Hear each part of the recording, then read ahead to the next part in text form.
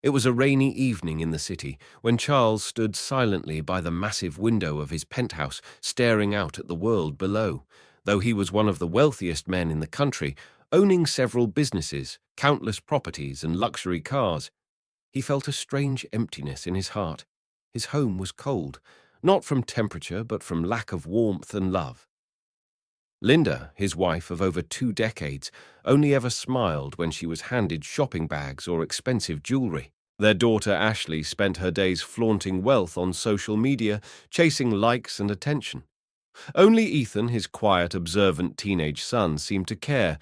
He would often sit with his father, ask how his day was, or simply offer a warm smile.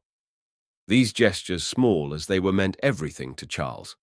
One night at dinner, Charles observed his family. Linda was talking about her spa appointments. Ashley was glued to her phone, and Ethan, as usual, sat beside him with eyes full of concern. "Are you okay, Dad?" Ethan asked softly. Charles forced a smile, nodding gently, but deep inside his heart was heavy. He had built an empire, but at what cost? Were the people closest to him truly there because they loved him, or just because he could afford their lifestyle? That night, he sat in his study for hours, mind racing, until he picked up the phone and called his most trusted employee. "Michael, I need you to do something for me," he said. "Transfer everything to my private account. Shut down the businesses temporarily. Tell the staff I'm stepping away. And most importantly, no one must know I'm still rich."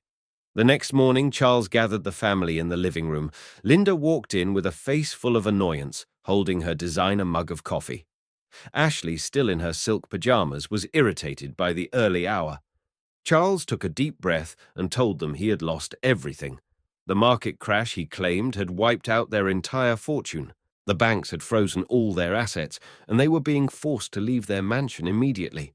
The only place left was an old house his father had left him in a quiet village. Linda gasped in horror, immediately screaming. "You can't be serious," Ashley shouted. "I'm not going to live in some dirty village. I'm not a peasant." Charles didn't respond to their outrage. He simply stood up and walked away, while Ethan quietly followed, placing a hand on his father's shoulder. "We'll get through this, Dad," he whispered. That small gesture lit a spark of hope inside Charles's broken heart. By evening, the mansion was quiet. All the staff had been dismissed. Charles, now dressed in simple clothes, packed what little they could into old bags. He had bought an old beat-up car for the journey, one that wouldn't draw any attention. Linda refused to carry anything and kept complaining about the smell of the vehicle. Ashley rolled her eyes and sat with her arms crossed, disgusted by the torn leather seats.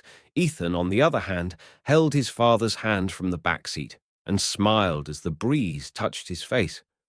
The drive was long, bumpy, and full of silence.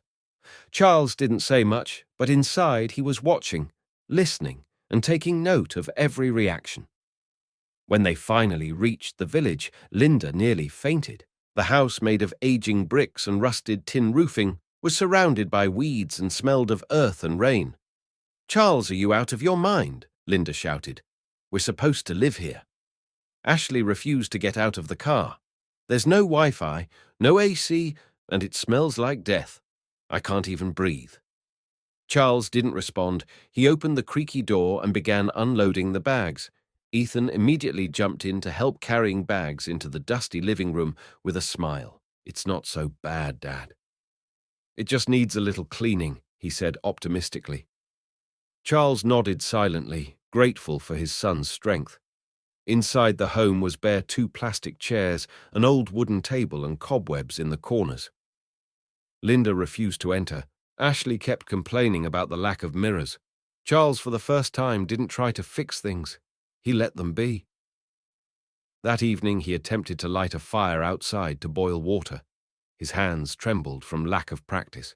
Ethan appeared beside him with a smile and helped rearrange the sticks, blowing air gently to ignite the flames. "I used to watch village boys do this during holidays," he said. Charles looked at him, touched. "Thank you, Ethan. You're the only one making this bearable." For the first time in years, despite the simplicity and hardship of the moment, Charles felt something real, the comfort of genuine love and loyalty.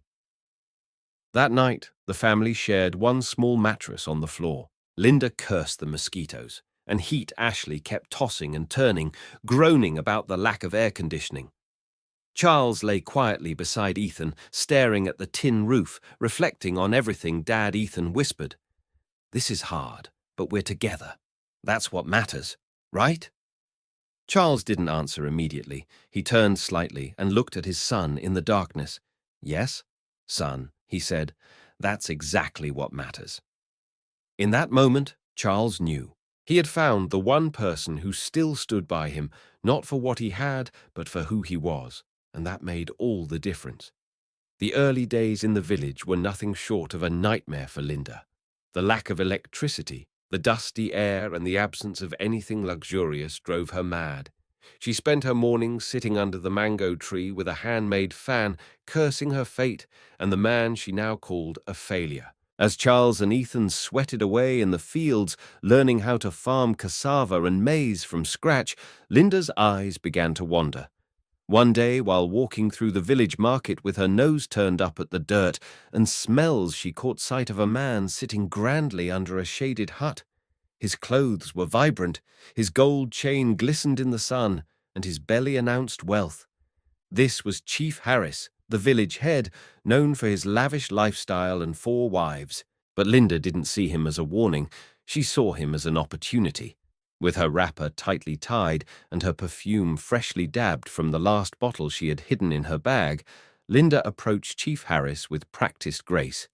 "Good morning, sir," she cooed. "You must be the chief of this lovely village." Flattered Chief, Harris welcomed her with a wide grin and offered her a cold malt drink. "A beauty like you shouldn't suffer," he said, sipping his palm wine. Over the next few days, Linda found more reasons to accidentally pass by the chief's compound. Each visit ended with more drinks, more gifts, and whispers of promises. "I'll build you a house," he said one day, "a palace fit for a queen. Forget your poor husband. You deserve more." Linda's heart fluttered. She told herself this was survival, that she was reclaiming the life Charles had taken from her. But in truth, she was falling into a pit she couldn't climb out of. Meanwhile, Ashley was brewing her own secret life in the village. Bored out of her mind and starved for attention, she began sneaking out to the only local bar where young and old men gathered to drink and gossip. It didn't take long for Mr. Jenkins, a plump married man who owned a nearby shop, to take interest in the city girl who wore tight dresses and heavy makeup even in the village heat. "You look too fine to be in a place like this," he said one evening, sliding a glass of sweet drink her way. Ashley smirked. "Tell me something I don't know." Soon she was receiving small gifts, lip gloss, second-hand heels, and even mobile data vouchers. In return, she gave him company, flirtation, and moments of escape. She saw it as harmless. After all, in her eyes, the village was already beneath her. But village secrets don't stay hidden for long. One sweltering afternoon, as Charles was fixing a broken bench by the side of the house, he heard yelling near the gate. Stepping quietly behind the wall, he listened. A furious woman had stormed into their compound. Mrs. Jenkins, the wife of Ashley's new admirer. Her voice was sharp and trembling with anger. "You shameless girl," she screamed. "Stay away from my husband." Ashley, unbothered, continued chewing gum and responded with mockery. "If your husband wants fresh skin, that's not my fault." The argument escalated, insults flew. Neighbors gathered, but it was one line that pierced Charles's heart. "You destroyed my home," the woman cried. That was when he stepped out from his hiding place. "Ashley," he said softly, "is this true?" Ashley turned and rolled her eyes. "So what if it is?" She snapped without shame. Charles's voice trembled. "I raised you better than this. We may be poor now, but that's no excuse to destroy another family." Ashley scoffed. "You didn't raise anything but disappointment. I had friends, fame, a life, and you took it all away." The words landed like stones in Charles's chest. He looked at her, truly, looked and realized that the girl he once adored had become a stranger. Her heart had hardened her soul, lost in a shallow pursuit of vanity and validation. He didn't speak again. He turned and walked away, each step heavier than the last. That night, Charles sat under the moonlight with Ethan. The stars above twinkled, but he felt none of their peace. "Dad," Ethan said quietly, "what happened today was not your fault." Charles gave a weary sigh. "It's like I don't even know my own daughter anymore." Ethan placed a comforting hand on his father's shoulder. "People change, Dad, but that doesn't mean you give up. You just keep being who you are, and I'll stand with you." Charles nodded, grateful for the one constant in his life. The next morning the rooster crowed again, waking them to another day of toil. Charles and Ethan picked up their farming tools, ready to work. But now, with every dig into the earth, Charles felt both purpose and pain, because now he knew his family was cracking, and the very foundation of love he thought they shared was built on something far more fragile than he ever imagined. It was a humid morning in the village, and the weight of disappointment hung thick in the air.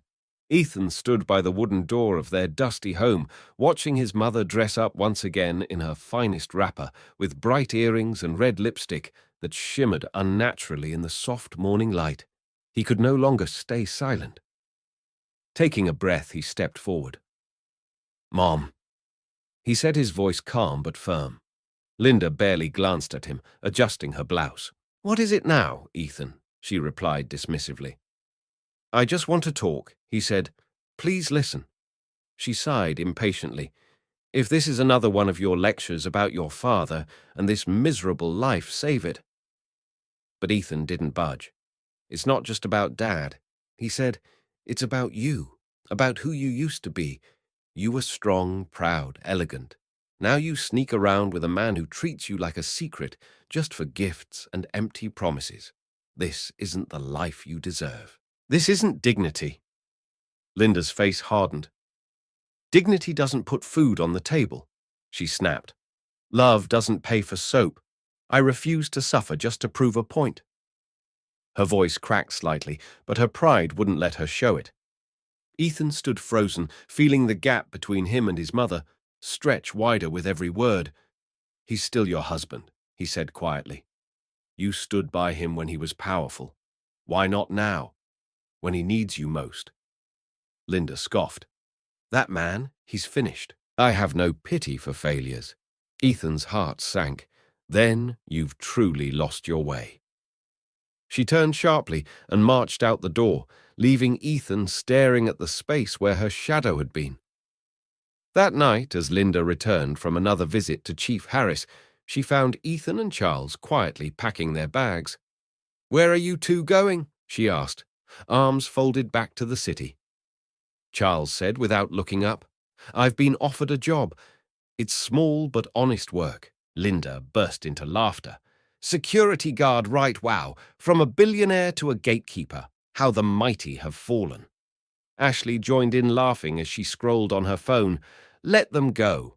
Mom, maybe they'll finally stop embarrassing us." Charles said nothing. He picked up the last bag, nodded to Ethan, and the two stepped out into the early morning sun. The motor park was quiet when they arrived.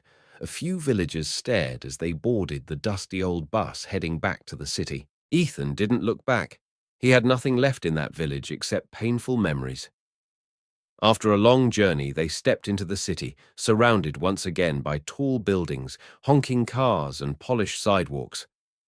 But instead of heading to a small apartment or security outpost, Charles led Ethan through several streets until they stopped in front of a large mansion shielded by a black gate with electronic controls. Ethan blinked, confused. "Dad, is this where you work?" "Now," he asked. Charles smiled slightly, reached into his pocket and pressed a remote. The gate swung open silently. "No, son," he said. "This isn't where I work. This is home." Ethan's mouth fell open as he stepped into the compound. A fountain danced in the front yard, luxury cars glistened in the driveway, and the house stood tall, magnificent and silent. I don't understand," Ethan stammered. "We were poor, you said?" "We were never poor." Charles interrupted gently. It was all a test. As they walked through the marble-floored hallway, Charles explained everything I needed to know. "Son," he said, "I needed to see if my family was built on love or just comfort. And now I know Ethan was quiet, taking it all in. The pain, the lies, the lessons. Mom and Ashley, he asked. They made their choices. Charles said solemnly, "We gave them every chance, but they chose status, not family. You, Ethan, you chose love. You chose me." Ethan walked through the elegant living room, touching the polished surfaces, the fine leather, the artwork on the walls. It all felt surreal. He turned to his father. "I don't like how you tested us, Dad," he said honestly. "But I understand why you did it, and I'm proud to be here with you." Charles placed a hand on his son's shoulder. That's all I needed to hear. Back in the village, Linda and Ashley sat outside laughing and gossiping like nothing had changed. They believed they had finally rid themselves of dead weight and were free to pursue their glamorous dreams. Linda whispered about Chief Harris building her a new house. Ashley bragged about a married man who promised to leave his wife for her. They were blind to the truth, celebrating illusions, while the real crown had already moved on.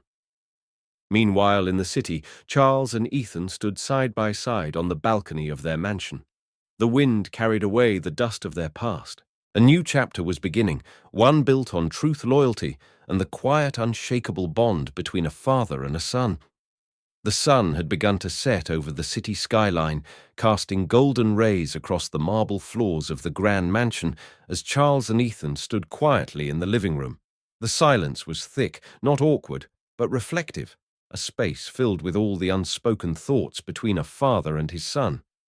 After a few long minutes, Charles finally spoke. "Ethan," he said gently, "I want you to understand something very important.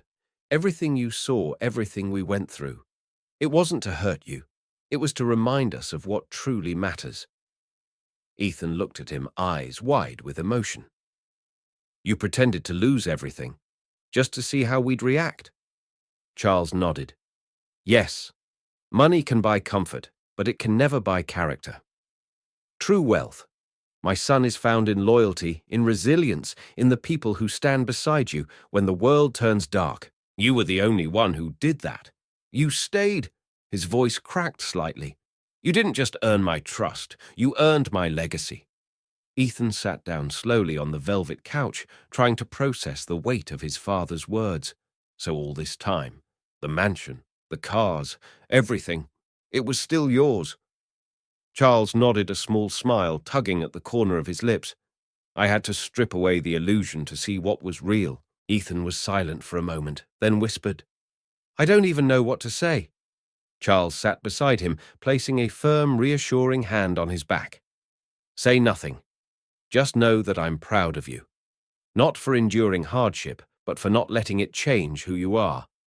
That's the kind of man I hope you'll always be."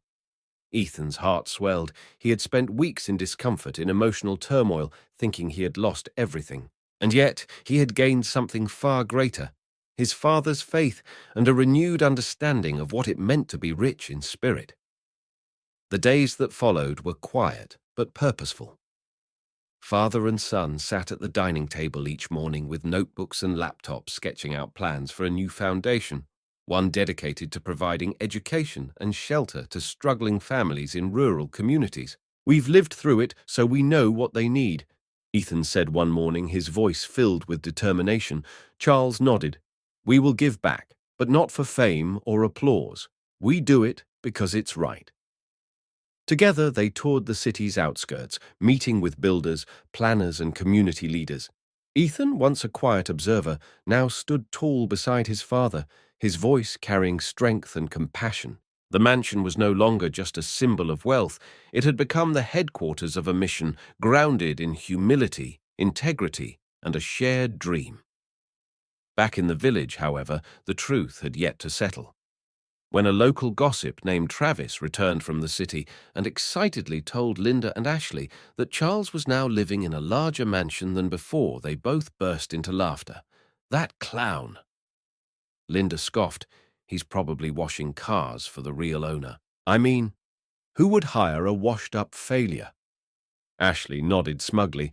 "Please, people will say anything to make life interesting." "My dad rich again?"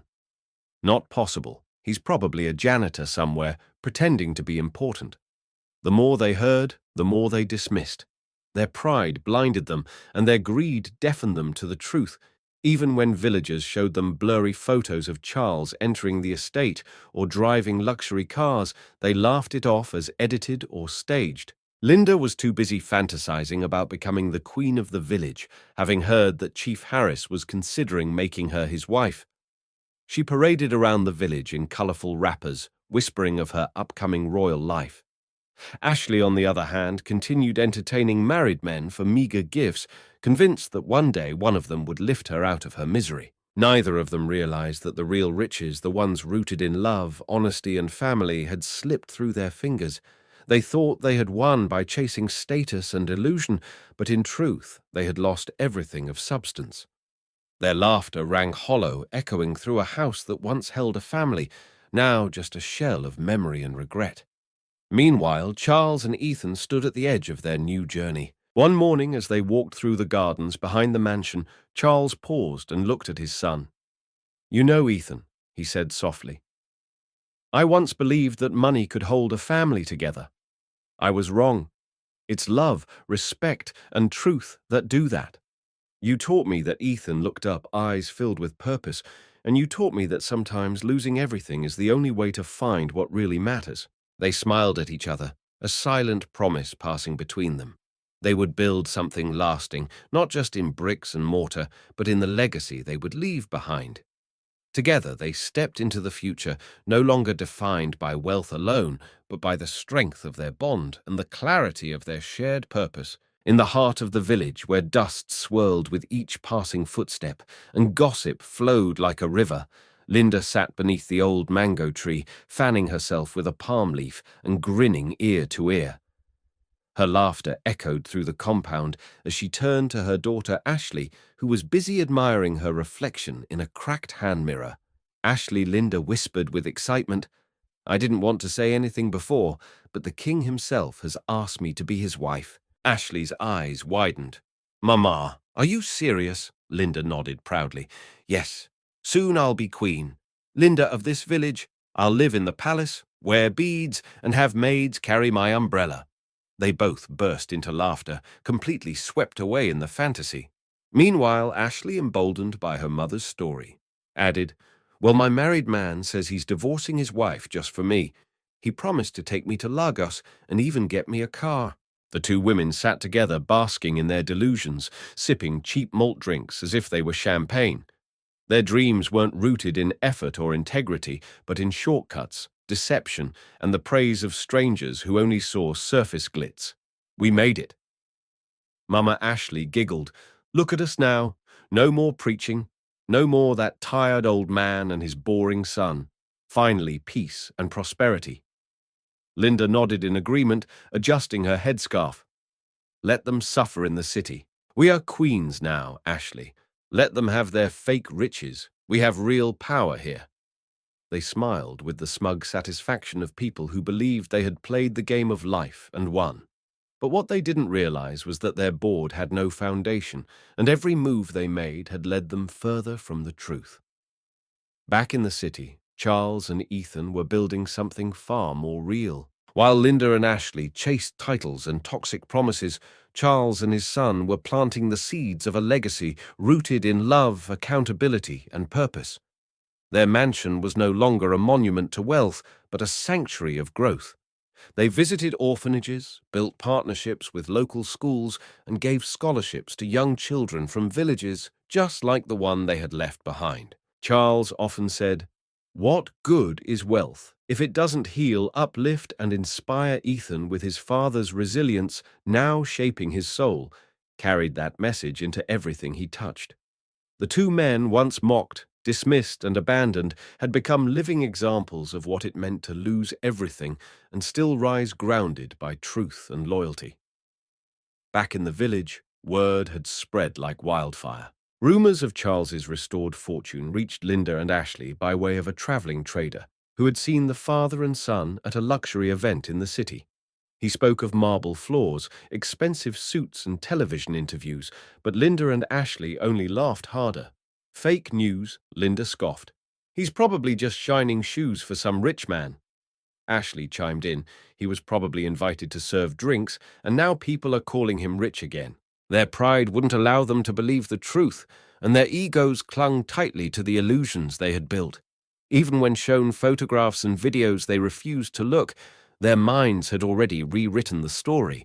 They were winners, and Charles and Ethan were fools who had walked away. Yet the truth lingered in the air, silent and steady, like the wind that bends tall trees but never breaks them. The village women had started to whisper, not about Linda's beauty or Ashley's confidence, but about the choices they made and the dignity they lost. A few dared to say it aloud. They used to be respected. Now they're just sad. But Linda and Ashley remained blinded by dreams of silk bedsheets and golden necklaces, not realizing that what they truly lacked could never be bought or borrowed. While Charles had tested his family to find love, they had tested their souls to find vanity and failed. And so the story closes not with vengeance or thunderous consequences, but with a quiet truth that settles in the hearts of those willing to see. In life, there will always be a fork in the road, one path lined with illusions, sparkling with promises, but hollow beneath the surface, and the other paved with hardship, integrity, and quiet strength. Linda and Ashley chose the illusion and lost their family, their self-respect, and any chance at redemption. But Charles and Ethan, who stood in truth even when it hurt, gained everything that truly matters. For in the end, it's not what you possess that defines you, it's what you hold on to when all else falls away. If this story moved you or opened your eyes to the quiet power of truth, loyalty and self-respect, then join us on this journey by subscribing to Deep Inside HQ. Our mission is to tell stories that dig deeper, stories that challenge illusions, and celebrate the quiet heroes who choose integrity over comfort. Don't just watch, be a part of the conversation. Hit that like button, share this video with someone who needs to hear it, and turn on the notification bell so you never miss another powerful episode. At Deep Inside HQ, we reveal the truth behind the silence.